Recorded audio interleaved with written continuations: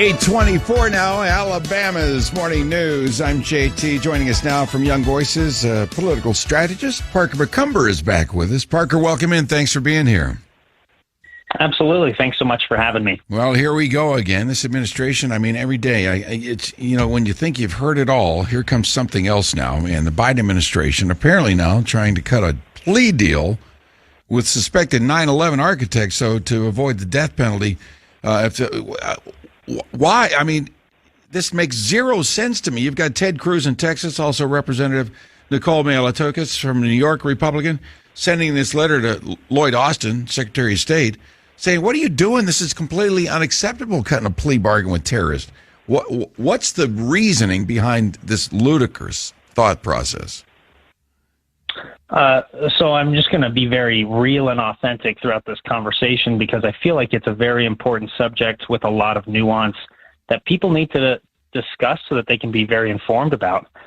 I think up front, we have to recognize that there is still a lot of pain, particularly with the surviving members of 9/11 victims, or the surviving family members of 9/11 victims.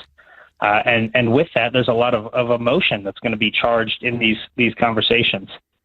I will say up front that typically I oppose the death penalty.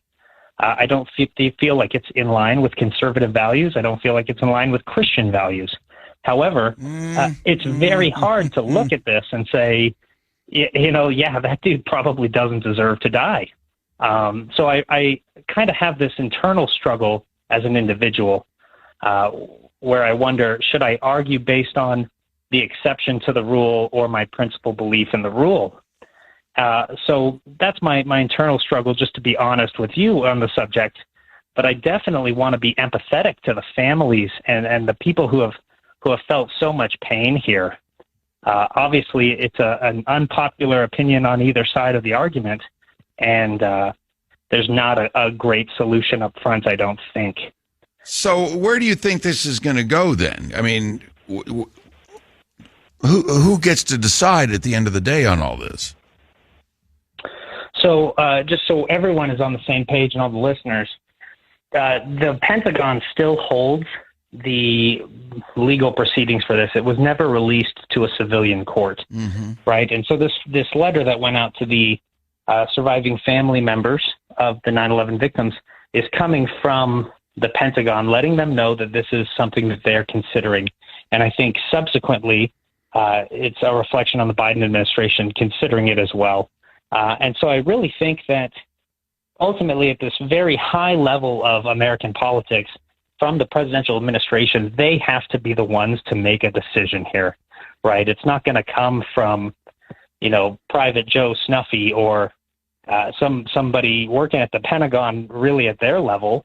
This is going to come from a commander-in-chief level, in my opinion.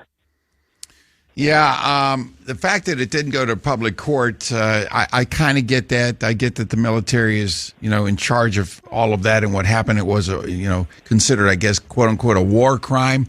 The debate on the death penalty, as far as a Christian goes, I mean, you can look at Old Testament, you can look at New Testament. Jesus did say, "Let whoever is without sin cast the first stone." I understand what you're saying here, but there's also justification in the Old Testament, for the death penalty. I mean, Genesis, you go back to that, whoever sheds the blood of man, by man shall his blood be shed. I mean, Romans 13, I mean, there you go as well. So that's a whole nother debate, the Christian thoughts on the death penalty. But, when you take over 3,000 lives and you orchestrated that, if there were ever any reason or justification for them to pay for it with the ultimate price that we have here in this country by law, I think that they ought to get it, and I'm on board with Senator Cruz on this.